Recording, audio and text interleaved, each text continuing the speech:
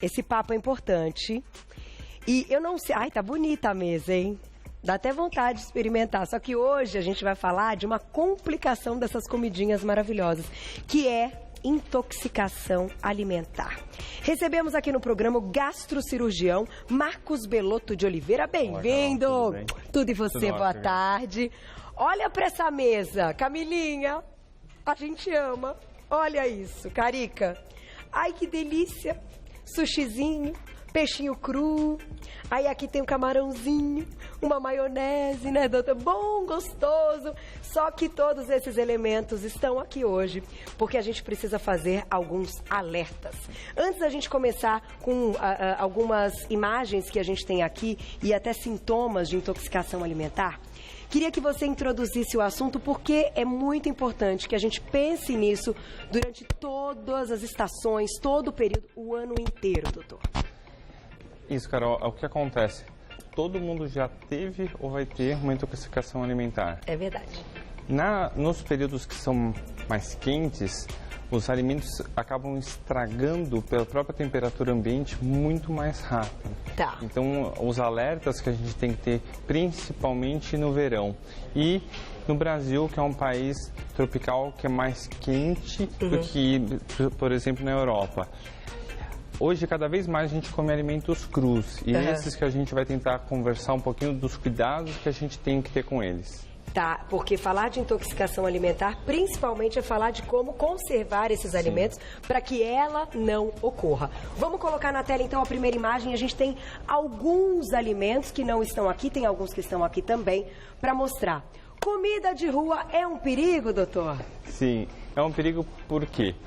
Muitas vezes, para ter uma ideia, a gente faz a comida vai estar exposta das 11 horas da manhã, quando ela começa a ser servida, às vezes até 4, 5 horas da tarde. E neste período, vai ter o quê? Alguém vai tossir, outros vão pegar indevidamente com a mão, e tudo isso são infecções, são transmissão de bactérias e de vírus, e que na comida, no calor que vai ficar para não esfriar a comida, é meio para elas se multiplicarem rapidamente. Ah, é? O calor faz isso. Sim. Agora, deixa eu te perguntar, quanto tempo uma comida, um prato e tal, aguentaria ficar fora da geladeira e ainda assim estar tudo bem? São duas questões diferentes. Primeiro que depende da comida que a gente está falando. Em via de regra, se a gente faz um alimento que foi cozido ou frito, ele aguenta ficar muitas vezes 6, 8, 12 horas. Tá. Se a gente está falando de alimentos crus como peixe ou mesmo carnes cruas, essas, o ideal é ficar 2 horas fora da geladeira. No máximo. As orientações que a gente dá no consultório você fez o alimento, você deve colocar na geladeira em até 2 horas. Aquilo que a nossa avó falava, olha, deixa o alimento resfriar para não estragar a geladeira, a gente sabe que não. Não é isso. A gente isso. deve colocar assim que termina de fazer o alimento. Em seguida, né? Então não precisa esperar esfriar, já tem que colocar na geladeira. Sim. Vamos para a próxima imagem, então. Cuidado com comidinha de rua e vamos lá. Peixe cru, ai que bonito isso. Bom, claro que a gente, quem é viciado em comida japonesa como eu, a gente sabe a importância de ir num lugar que tenha uma boa procedência desses peixes. Agora, se a gente quer fazer em casa, se a gente quer ter um consumo de peixes em casa, como é que a gente lida com isso? Qual é a prevenção, né? A prevenção maior é, primeiro, saber da onde que veio a procedência do peixe. Uma vez, vamos supor que você pescou o peixe, você viu que ele está bem fresquinho. Tá. O cuidado é a água corrente, que você tem que ser uma água que não esteja contaminada. E a segunda, você tem que lavar a sua mão, se higienizar. Tanto é que o que é preconizado se você picou o peixe ou qualquer carne crua numa tábua, antes de você manipular verduras, ou você lava essa tábua ou você troca. E que muitas vezes a gente não faz isso na nossa prática do dia a dia. Entendi. Qualquer peixe, então. Seja para depois você vai grelhar. Mas se você colocou em cima da tábua ele cru, depois você tem que higienizar muito bem essa tábua. Sim, e isso vale para frango e qualquer tipo de carne, porque a maioria de frango, carne vermelha, eles possuem o quê? Bactérias e vírus, mas numa quantidade que quando a gente come, não é tóxico pra gente. Ah, entendi. Mas se a gente põe uma verdura em seguida em cima, você vai estar contaminando a verdura. E aí ela não vai ser cozida nem Sim. nada, vai ficar Sim. aquela bactéria bombando. Gente, que importante pensar nisso. Então, cuidado com a comida japonesa, com peixe cru, saber a procedência é fundamental. Vamos para a próxima imagem. O que mais que a gente tem que ter cuidado? Carne crua ou mal passada. Qual é o perigo da carne, doutor? Todos nós sabemos que cada vez mais a gente acaba comendo, vai na churrascaria, perde as Bem carnes vermelhinha. mal passadas. É. Isso, o que a gente já sabe? Existe muitas vezes bactérias que estão nessas carnes que só serão mortas numa temperatura acima de 58 a 61 graus. Então, quando você come aquela carne praticamente crua, essas bactérias vão estar ainda vivas, só esperando entrar no nosso organismo para causar um dano para a gente. E como que a gente reconhece que essa carne pode estar contaminada? Porque, por exemplo, se eu falo assim, cara, mas tem o peixe, a carne crua lá, o quibe cru, né, que é muito consumido em restaurante árabe e tal, e a gente come quibe cru e nem sempre a gente vai ter algum problema. Como reconhecer que a carne pode estar contaminada? Esse é o grande problema, Carol. É muito fácil quando a gente come um pedaço de carne ou algum alimento e o gosto é horrível, porque a gente fala, nossa, isso aqui está estragado. Entendi. Muitas vezes... Não está tão ruim, né? Não está tão ruim, a gente fala, tá com gosto meio estranho, mas tá bom. Entendi. E a gente acaba comendo. Então, é saber a procedência, o local que você come que é importante. Por isso que os pacientes que são ou crianças, ou idosos, ou que têm doenças que a gente fala crônica, diabetes, câncer, HIV, a gente faz uma série de restrições, porque muitas vezes eles vão estar sendo contaminados com isso e podem causar um problema maior do que causaria no nosso organismo. E, então, por exemplo, você olhou ali, a cor tá estranha, o cheiro tá meio estranho, o sabor não tá como um sabor delícia? Troca o prato. Troca o prato, não come mesmo, certo? Com certeza. Essa é a recomendação. E essa é uma pergunta, na verdade é uma curiosidade que eu tenho. Quanto tempo depois que você se alimentou de algo que não estava legal, o seu organismo dá aquela bomba que você começa a se sentir mal, que começa a ter alguns sintomas que a gente vai colocar aqui, que pode ser diarreia, vômito e tal. Tem um número de horas, até para você falar, poxa vida, eu comi alguma coisa, aí você fica pensando, né? Mas será que foi o jantar? Será que foi o café da manhã? Será que foi o almoço? Isso é uma dúvida frequente que os pacientes também falam, Carol, e que assim, podem começar de 2 a 4 horas, podendo se estender até 72 horas. O que muda? Do que a gente comeu, o quão tóxico é o vírus, a toxina que cada vírus ou a bactéria libera. Entendi. Então, ostra libera toxinas super fortes, muitas vezes 2, 3 horas depois que você comeu ostra, acabou. Tem sintomas muito ruins. Vírus geralmente podem prolongar, às vezes 1, 2 dias depois. E aí 1, 2 dias depois você vai sentir um negócio que você comeu lá atrás. Que interessante. E aquele lance de você passa mal, você tem ali aquele desconforto e tal, só que você não sabe exatamente o que foi que você comeu. E aí quando você lembra de X coisa, aquilo já não te traz algo, aquela sensação boa, isso é uma das dicas que aquilo pode ter te feito mal?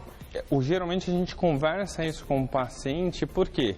O paciente, ele fala assim, eu comi alguma coisa que eu lembro que não estava muito bom e agora quando eu penso nela, e geralmente é o alimento que você está relacionando. Entendi. Dificilmente o paciente fala assim, eu comi uma maçã que me vem na cabeça ou bebi um copo d'água. É alguma coisa que você lembra daquilo e realmente traz um desconforto. Sim. Então não é mito, isso é verdade, é legal pra gente se guiar.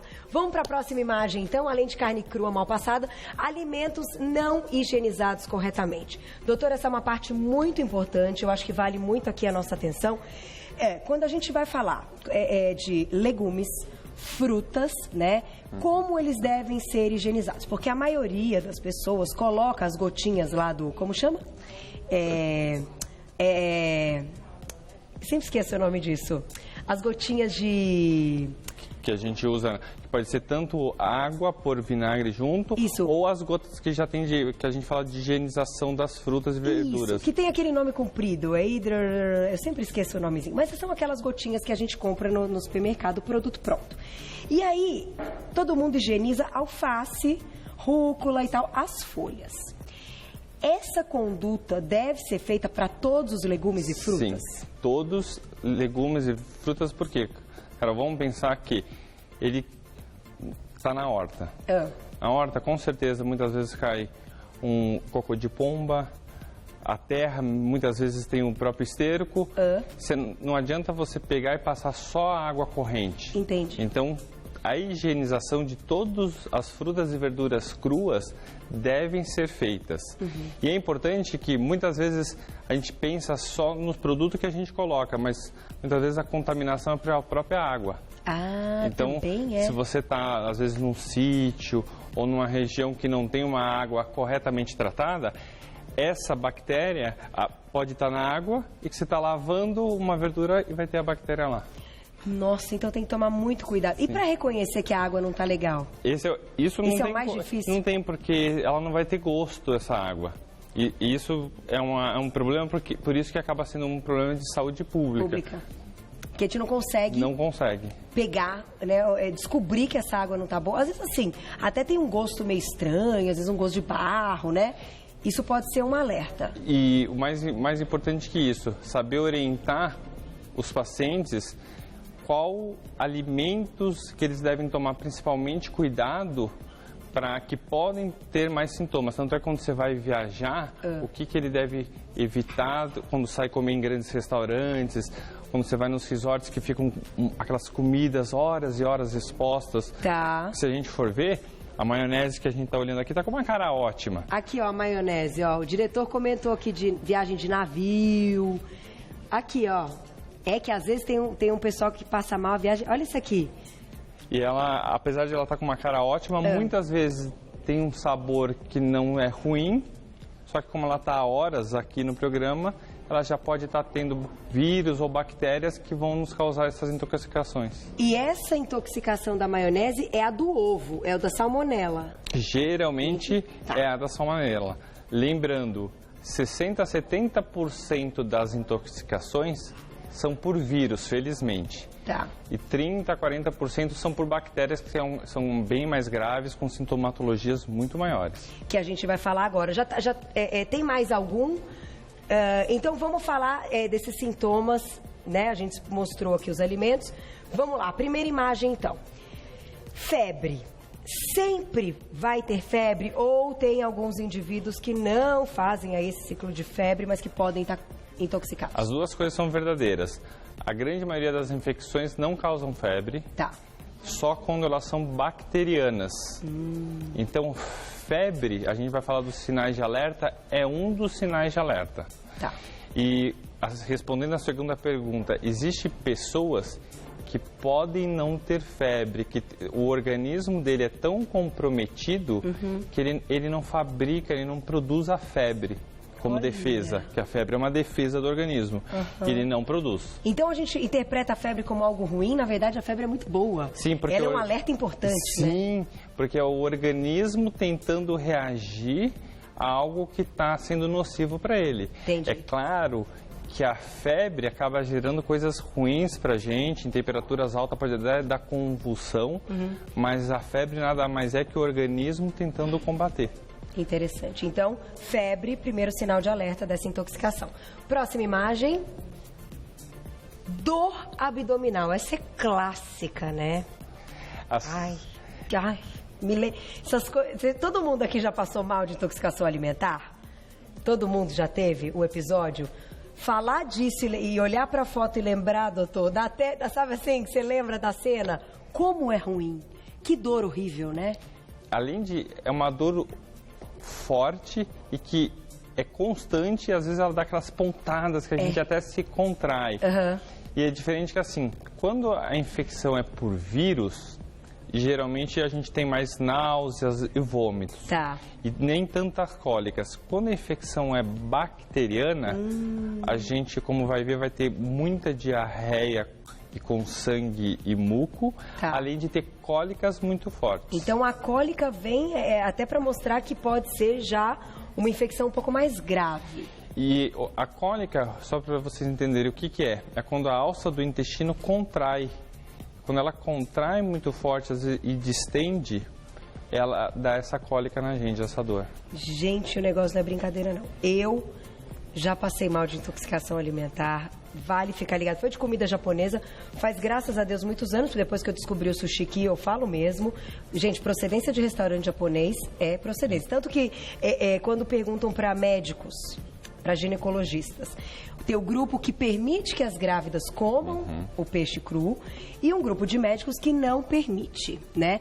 Quando, até entrando um pouquinho nesse assunto, doutor, você não é o ginecologista, mas você tem a visão aí, sendo especialista neste assunto.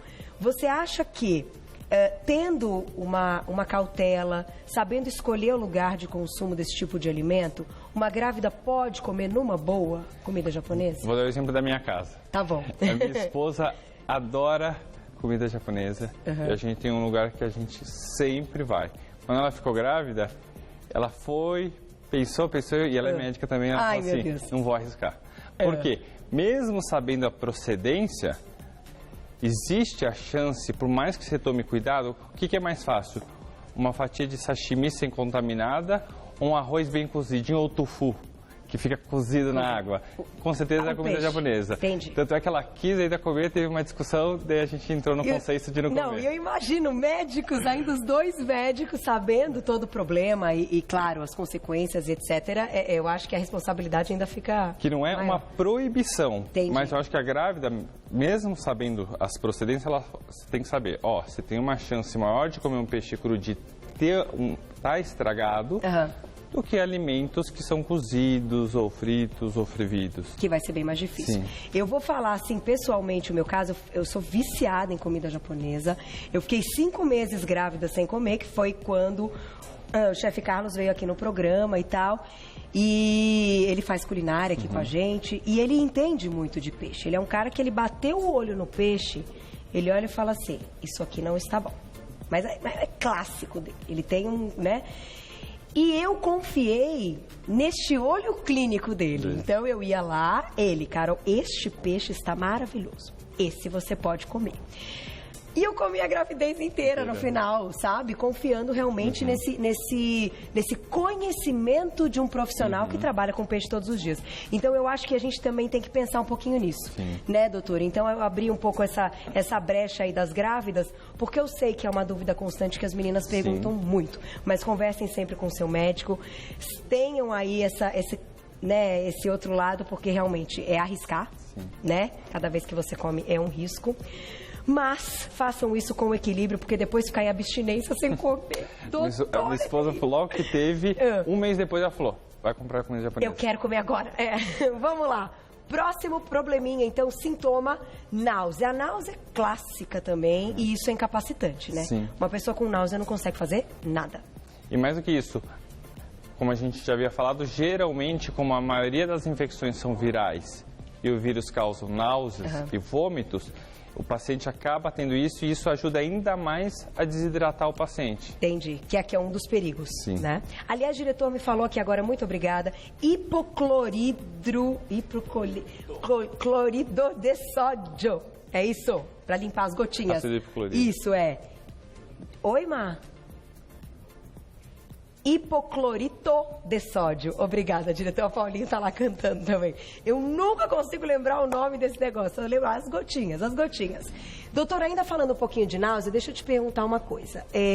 Claro que a gente sabe que o sintoma, que a náusea, pode ser sintoma de diversas doenças, de outros problemas que não só da intoxicação alimentar.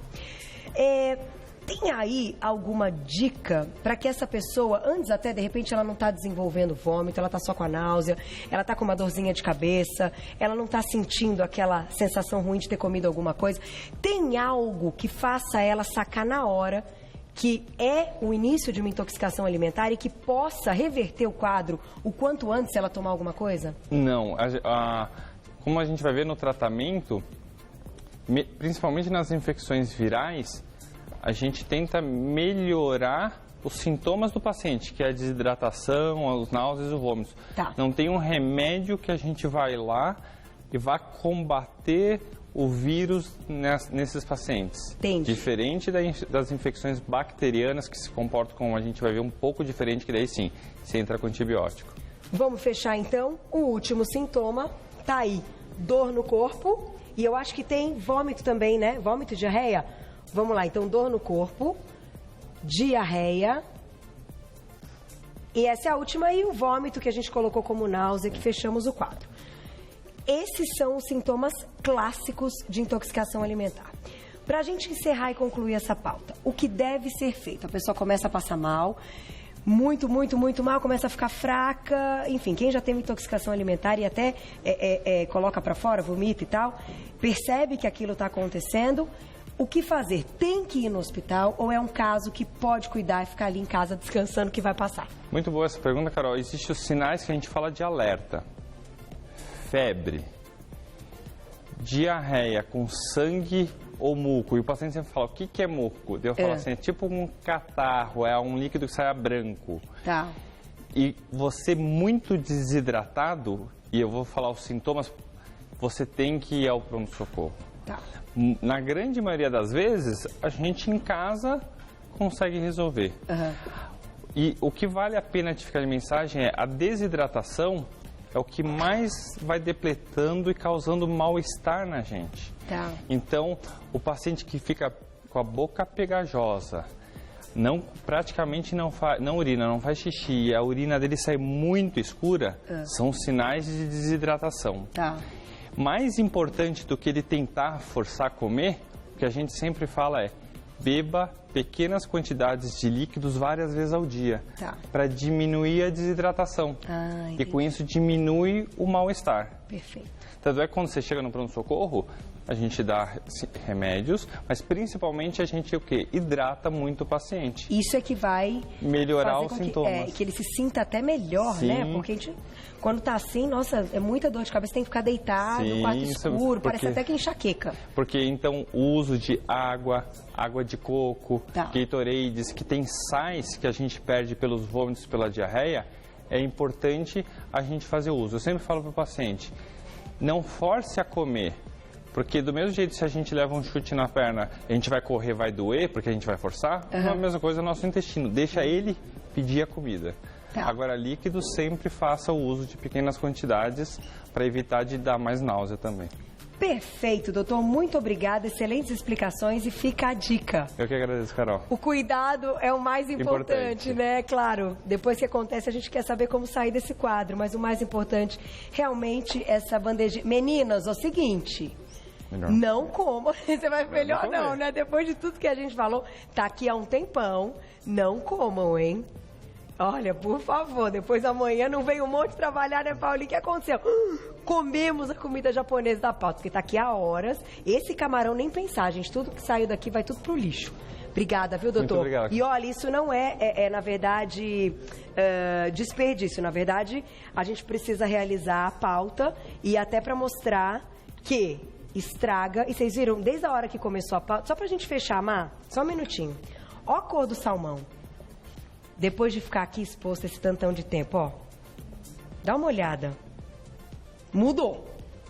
Não está mais com o mesmo aspecto quando a bandejinha chegou bonitinha. Vou agradecer mais uma vez, doutor Marcos Belotto de Oliveira, que é gastrocirurgião, voltará outras vezes. Obrigada, adorei. Um beijo pra sua esposa. Tá bom, até a próxima.